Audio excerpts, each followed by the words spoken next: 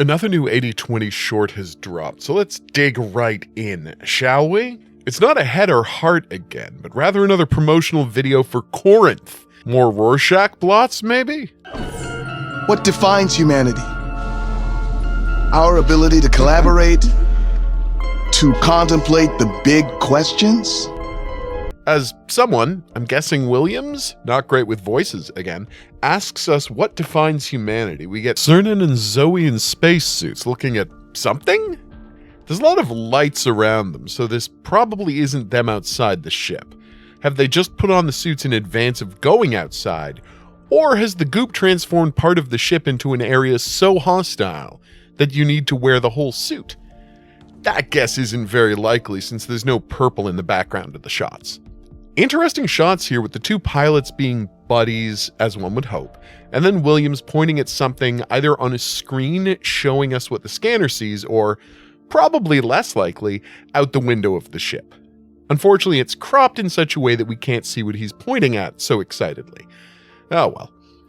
Then we get a shot of Sam watching a video of Williams. Is this a stealth follow-up to her head or heart video? What do you know that I don't? I may have kinda accidentally, on purpose, had a sneaky peek into his drop drive. Is she watching some of the secret logs that Zoe told her about? At Corinth, we believe it's our ability to innovate. We're transforming humanity's future. Are you coming with us? The hydroponics area looks absolutely magnificent, and I'm going to be so sad when that tree gets destroyed by the glorp. I'm interested to see if that video wall changes over the course of the day to mimic the realistic growing conditions on Earth. Can it do sunrise, sunset, and midnight? More importantly, is it so realistic that on full moon night, someone will turn into a werewolf? I mean, that's definitely not happening. But Werewolf on a Spaceship is the plot of one of my favorite guilty pleasure games. Can you tell me the name of that game? Answers in the comments section below. There will be no prizes, as the act of moving my documents folder from one place to another has somehow deleted all of my giveaway game codes. This shot of Williams showcases a visual hiccup I've always found a little weird. They're doing a strong depth of field effect here, where everything in the background is super blurry, but he's in sharp focus, except there's this line around his face that doesn't have the depth of field effect. This is likely because the depth of field effect is a filter that's applied dynamically during a scene. You can turn it off in the graphics settings pretty easily, and I always do, but in this case, it's the fact that Williams's model comes with the instruction to not have the filter applied to it.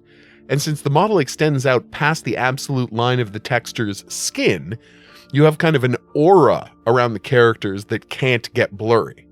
Personally, I say turn off all depth of field and lens flare effects. We're not filming this with glass lenses, and I think it's kind of silly to pretend that we are, but that's just me.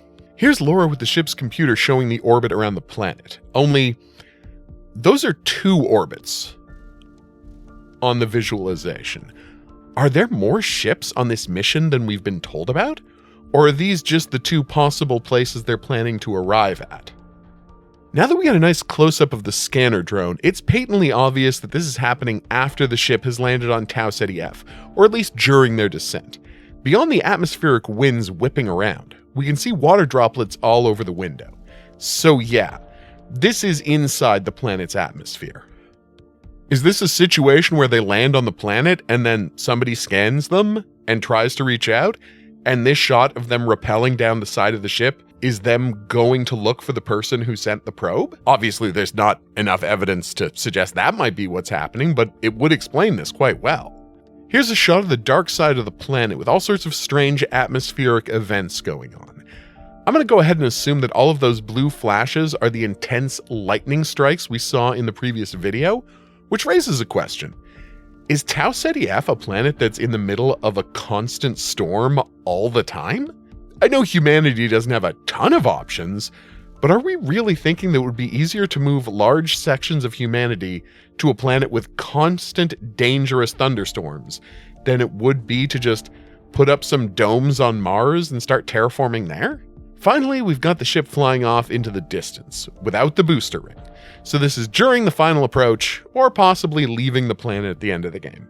I'm guessing not the second one, since it doesn't look trashed at all, but who knows? Then we've got the same "We Want You" screen at the end with 3 NPCs. Be sure to wishlist the game if you haven't already. One of the more interesting things about the video is how much the content conflicts with the title. We can redefine what it means to be human. That seems a little ominous, but then you listen to the audio and he really doesn't have any clear ideas on how to do that. Collaboration, imagination, and innovation are all pretty normal ways to describe what separates humans from animals generally, although there are animals that can do all of those things. But again, just like with the last Corinth video, this smacks of empty corporate speak.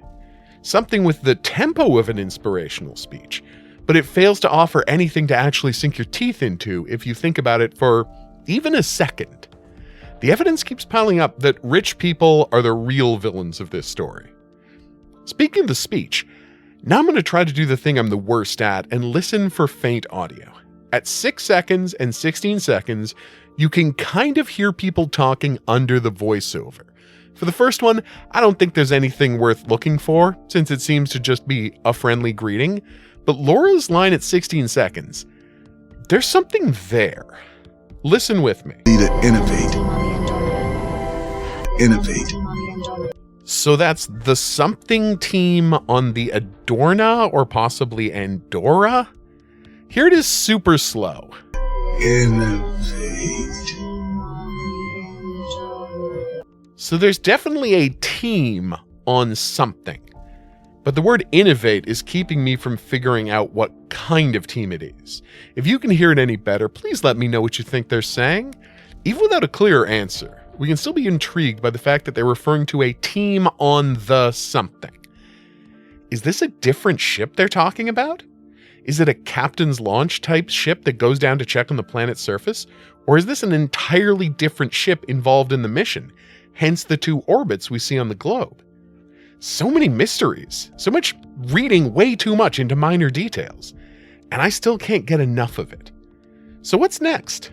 Another Corinth promo or another Head Heart video? We're down either way, obviously, but until then, I've been the Hidden Object Guru. Thanks for watching. If you had a good time and you'd like to see more, please like and subscribe. There's buttons coming up to help with that. Questions, comments, your own ideas for what Laura's saying in that section, go in the comments section below the video. Play my game Clown in the Woods on itch.io to encourage me to finish what might be another game coming. We'll see you back here for more 80/20 as footage allows, but until then I'll say that's right, au revoir.